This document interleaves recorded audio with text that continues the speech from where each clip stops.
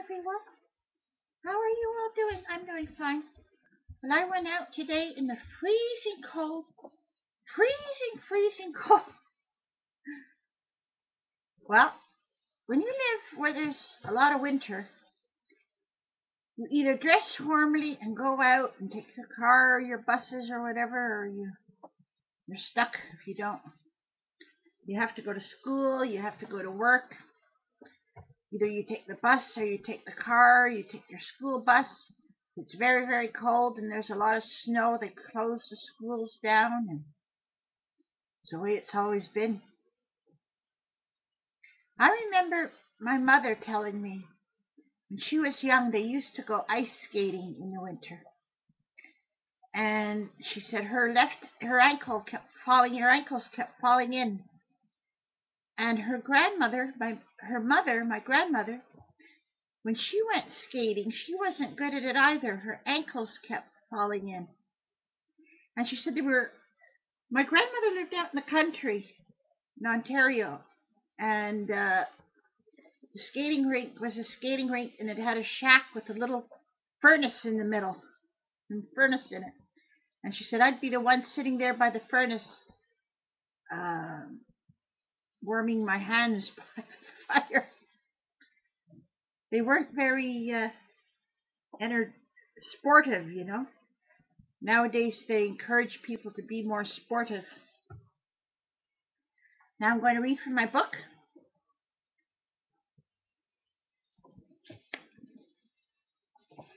January 31st. Embracing joyful simplicities. Year by year the complexities of the spinning world grow more bewildering, and so each year we need all the more to seek peace and comfort in the joyful simplicities. Woman's Home Companion, December 1935. My grandmother was 25, just a young woman, and my mother was 5 years old. As we become curators of our own contentment on the simple abundance path, one of the great payoffs is that we start to seek peace and comfort in the joyful simplicities. Little things begin to mean a lot to us. Joyful simplicities nourish body and soul by engaging our senses. They teach us how to live in the present moment. Life comes together when we seek out the sublime in the ordinary. We all have days in our lives that are marked by great moments of rejoicing and celebration. The baby is born, the promotion comes through, the book contract is signed. But life is not an endless round of cake and champagne. There's a lot of drudgery to most of our days. Sheets to be changed, dry cleaning to pick up, garbage to put out. To keep our daily round from being all drudgery, we've got to savor the art of the small, discovering diminutive delights that bring us peace and pleasure. In 1949, the British playwright J.B. Priestley gathered together such moments in a book of essays entitled Delight. Among his favorites, waking in the morning to the smell of coffee, eggs, and bacon, reading detective stories in bed, suddenly doing nothing in the middle of the day, buying books, and enjoying the company of, instead of just tolerating, small children. It's a winter's day. Can you make a pot of homemade soup for supper tonight? I relish this joyful simplicity once a week during the winter. Chopping, paring, and scraping are very calming activities. Really look at the colors of the vegetables. The orange of the carrots, the bright green celery, the pearly white onion. You have a beautiful still life in front of you. Don't rush through the process, but enjoy the mindfulness or the zen of cooking. Isn't the fragrance of homemade soup wonderful? It makes you glad to be alive, or at least at your own house for dinner. Don't you see how we have to seize the essence of life? We have to embrace every moment. People need joy quite as much as clothing. Some of them need it far more, Margaret Collier Graham wrote in 1906. Today, Make discovering those joyful simplicities that bring you personal comfort and a sense of well-being one of your highest priorities. Joyful simplicities for January. Write out the aspirations of your heart as you begin the simple abundance path. Serve a traditional New Year's Day dinner of Hoppin' John, black-eyed peas for luck, rice for health, collard greens for prosperity, baked ham and cornbread for delicious eating. I make a scrumptious winter salad of cooked black-eyed peas, diced green and red peppers, and red onion dressed in a French vinaigrette, which is served at room temperature. Go through your personal papers at home and organize your desk to get a fresh start on the new year. Discard as much as you can. Hang your new calendars. Try to make your personal space at home where you do paperwork as inviting as possible. Visit a good stationery store or a very large bookstore and search for a beautiful blank book to use as your gratitude journal.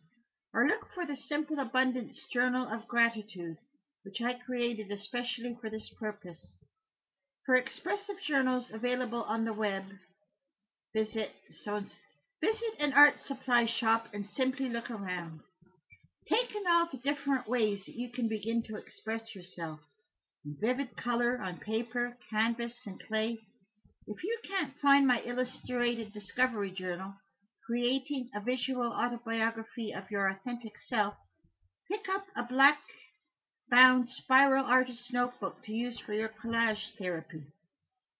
My favorite size is 10 inches square. Put up some acrylic magnet picture frames to create a gratitude collage for your refrigerator. Place in it photographs of those you love and are grateful for, such as family, friends, and pets. Also place in it reminders of the little things you're thankful for, like the car repair bill that was less than you had anticipated. If there's something that you particularly want to come into your life, place a picture of it here and give thanks for it ahead of time. Prepare for a winter's ideal. Stock the pantry with real cocoa, tiny marshmallows, and a bar of good chocolate for shave chocolate topping. Get some whipped cream and keep it in the refrigerator. When snow comes and school is canceled, stay home with the kids. Lounge about in your pajamas. If you have a fireplace, have a fire all day. Build a snowman together. Go sledding. Then have tomato soup in mugs and toasted cheese sandwiches for lunch. Take a nap. Luxuriate in an unexpected day off. Pay a visit to a great junk store. If you don't know one, start looking. Every woman needs a great junk store in her repertoire. Bake a pan of dense, dark, moist gingerbread for after-school tea with the children or for dessert. Read Laurie Colwin's delightful More Home Cooking, A Writer Returns to the Kitchen.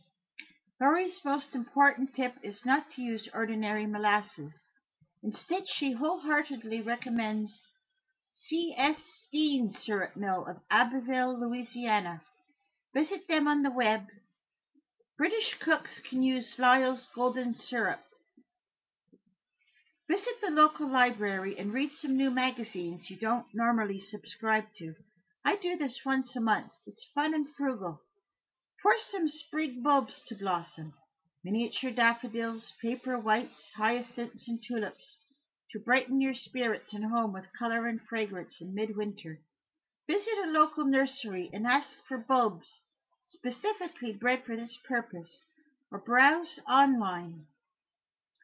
Visit 2 outstanding websites devoted to helping you develop a green thumb. In the U.S., Renee Shepherd offers gourmet vegetables, kitchen herbs, and cottage garden suggestions. And in the U.K., Sarah Raven will have you growing a cutting garden that's simply sublime. Browse through gardening catalogs this month. Pick out your favorite flowers and create your ideal garden on paper. Indulge your passion for a rose-covered gazebo in a gardening collage and keep it in your illustrated discovery journal. Pretend you're creating a secret garden for solitary sojourners. What does it look like? What gardening accessories and furniture appeal to you? Add them to your collage. Let your fantasies come to life on paper first. Send for annual seeds that you can begin planting indoors next month. February. China tea, the scent of hyacinths, wood fires, and bowls of violets. That is my mental picture of an agreeable February afternoon. Constance Spry. February arrives cold, wet, and gray, her gifts disguised for only the most discerning spirits to see. Gentle is our path. Gratitude is the thread we weave into the fabric of our daily lives this month, giving thanks for our simply abundant lives and asking for the gift of one thing more, grateful hearts. February 1. Creative excursions, the gift of time. I celebrate myself and sing myself. I loaf and invite my soul. Walt Whitman.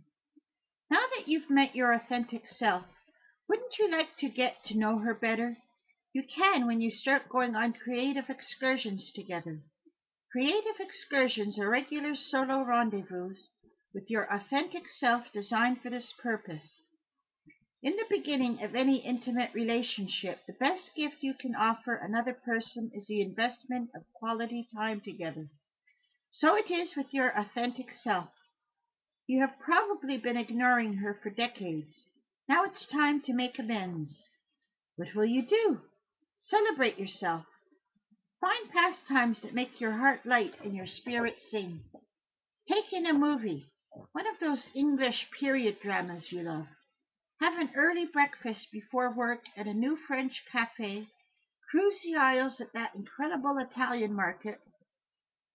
Explore a fabulous thrift shop. Browse in used bookstores. Visit an art supply store and imagine all the wonderful ways in which you can begin expressing yourself. When you embark on creative excursions, your authentic self will lovingly reveal to you the beautiful mystery that is you. This occurs spontaneously as you make the pursuit of personal growth a sacred endeavor. Having encouraged you, now let me warn you, this is not as easy as it sounds. In fact, for me the hardest part of the simple abundance path was creative excursions. I was simply not used to having fun by myself. It seemed too frivolous, too self-indulgent. Be prepared for strong emotional resistance. Excuses will be plentiful. You're too broke. You're too busy. Who will watch the kids? Maybe next week when you're not so frazzled. Don't give in. Creative excursions require an investment of time, not money. None of us are too busy to find 2 hours a week. If we are, we seriously need to reconsider our personal priorities. Hire a babysitter. Let your spouse watch the kids. Carve out time when they are in school. Use your lunch hour at work. There are ways to do it once we realize that nurturing our imaginations and developing a relationship with our authentic selves is an investment we can no longer afford to put off. This week, commit to a weekly creative excursion with your authentic self as you follow the simple abundance path. Expect nothing less than signs and wonders to follow. So that's for the end of January, beginning of February. So, everyone, I'm off to have my supper. Have a good day, everyone. Take care. Bye.